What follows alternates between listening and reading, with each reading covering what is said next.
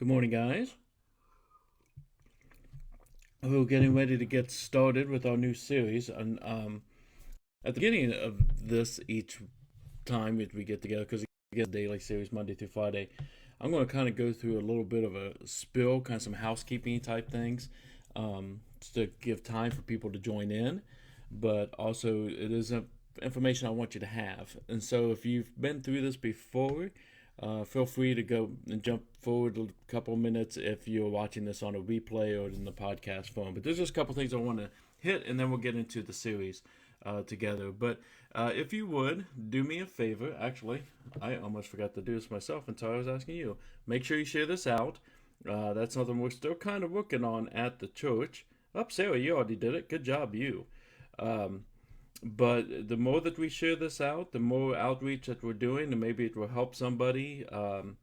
And maybe they're going through a tough time, and maybe this series is for them as well, and we just don't know them ourselves yet. So by you sharing that out, that is great and awesome.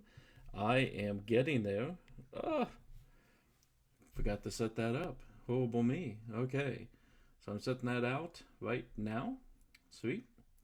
And then, so sharing those out definitely helps us out from an outreach perspective, and hopefully, prayerfully, the Spirit just leads that. You're just doing your part, and then the Spirit leads it from there to get to the right people that need to hear this message today. Some other in-house keeping for our fellowshippers. As you're checking this out, make sure you check in. You are allowed to check in during these type of online services, and that goes towards this month. Those check-ins get turned into financial giving to Convoy of Hope and helping those that are on the front lines of the COVID-19 situation. And I've been excited to see that continue to grow as the month goes on. If you've been watching the Shepherd's Fellowship Church page, you've been getting updates of how that has been translated into actual funds for Convoy of Hope to help them out. So make sure that you're doing that. For those who are also coming in, I know some people are either supplementing their church experience or their lives, or they're just kind of watching things online and they're not really translated into being a churchgoer at this point. And we have had some questions from folks on how to support the Shepherd's Fellowship as they utilize some of these tools.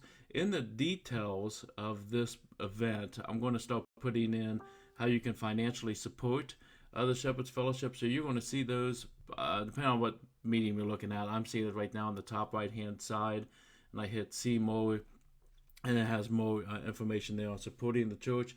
But even more in that is right above that, there's a new form that we have online that lets people connect with us, because we're doing a lot of this stuff where it's just going out and we don't see who we're talking to or connect with who we're talking to.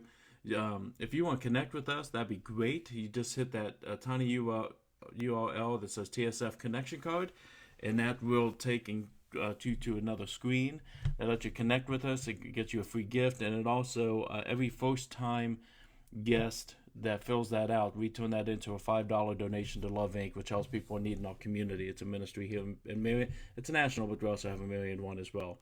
So that gives you some opportunities there. So again, that's just kind of getting us started, but I do want to get into our series and talk a little bit about our series and what we're doing here. And I'm going to try to add some things, so hopefully it doesn't come off clunky as we go through. But it's time to dig into our study for today. We're going into a new series that's this week. It's not a Sunday morning series. It's only online, called Stable. And it's all about how do we take and have this foundation under our feet in the midst of lives that are just crazy. And I'm not just talking about pandemic. I just mean in general. That a lot of times we're going through tough seasons and tough times. I looked up the definition of stable just to kind of get us going. And I wonder if some of us might not resonate in some areas of our lives. We're saying, "Ooh, that sounds good." I kind of get that. When we're talking about stable, we're looking at that you're not likely to give way or not likely to overturn, that you're firmly fixed, that you're sane. I might not be the right guy to give this series, but anyway, sane, sensible, that you're not easily upset, and you're not easily disturbed. And I think this is an important topic for us to dig into and to look at, because scripturally, when you look at those who have accepted Jesus as leader and forgiver in their lives, we are called to be stable. If we have Jesus Christ in our lives and we talk about the storms and Jesus being in the boat in the storms and taking him, causing him to peace, or you look at the different examples, different parables that he's given to us. There's definitely a opportunity for us as Christians, those who accepted Jesus as Lord and Forgiver, to be stable. Actually, our key verses come out of Colossians, and I just put that in the comments for you. Look at it a bit. Sometimes I'm trying to copy and paste things here, but in Colossians, verse 23 is our key verse. But I like to back it up a little bit and put in context and read the whole thing. It says, "You who were once alienated and hostile in mind, doing evil deeds." In other words, before you came to Jesus, before you had his forgiveness, before you have his grace, before you give your life back over to him, you were once alienated and hostile in mind. But he is now reconciled in his body of flesh by his death, in order to present you holy and blameless and above reproach before him. If indeed you continue in the faith, stable and steadfast, not shifting from the hope of the gospel that you heard, which you have proclaimed in all creation under heaven, and of which I, Paul, became a minister. So stable, not likely to overturn, not in having problems with being sane or having that foundation, is what we're called to and what we're made to be within the gospel. So this week we're going to talk about some different aspects of that. Today, as you see up there in the comments, I'm going to put it here as well, we're going to talk about routines, and we're going to talk about consistency. And that really, I'm guessing, is something that's not surprising to most people. We know that routines matter. We know consistency matters. But many of us struggle with it. Or many of us have good intentions, but we don't commit to it to a level that it actually takes root or moves us forward in a new way. A lot of us might be in the area of weight gain and weight loss. I want to lose some weight. That's always been a situation in my life and something I've always kind of struggled with. And I'll be honest, I've not been the most disciplined in the majority of my lifetime in weight loss. There's seasons I'll go through and I'll do really well for 4 or 5 months. Like a year and a half ago, I lost about 45 pounds, and thankfully been able to maintain it off, keeping that off, but it hasn't continued because there was a season of 4.5 months I was really committed. I had this routine that I went through with my exercise, and I had commitments and consistency when it came to my diet. And I was one of those guys going to Wendy's and ordering a chicken sandwich and throwing the bun to the side and eating the chicken, and didn't have any problem with it. But the consistency didn't stay there, so it came to an end. And so I struggle with kind of getting that discipline back in, those routines back in. And so those are some things we're going to talk about, that we have different struggles within those areas and the importance that we have. And so as we're coming into this, maybe even just ask yourself for a second, what areas do you struggle in as far as routines and being disciplined? What things would you maybe write down in your journal right now, just like, man, I know what you're talking about. I don't really struggle with weight gain myself or anything, but I really struggle with just being in the Word, or I struggle with taking and having time where I'm being committed and being a disciple. Again, being disciplined in my discipleship to be healthy and to be emotionally in the right place with the Lord and be able to have that stability. So we're going to look at some of those things. I'm going to jump back over here and pick up another verse that I think pertains to this and give it to you over here in the comments in Ephesians. Excuse me. Ephesians 5:15 through 17, where the author, Paul, takes and writes to the church, "Look carefully then how you walk. Don't walk as the unwise, but as the wise, making the best use of your time, because the days are evil. Therefore do not be foolish, but understand what the will of the Lord is." And again, this really applies to us for those of us who accepted Jesus as leading and forgiving our lives. So if you haven't, I pray that you do it this morning. You can just talk to him right now and just say, "I need you, and I want you. I will follow you. I believe in you," and turn your life into a new direction. Grow in a new way.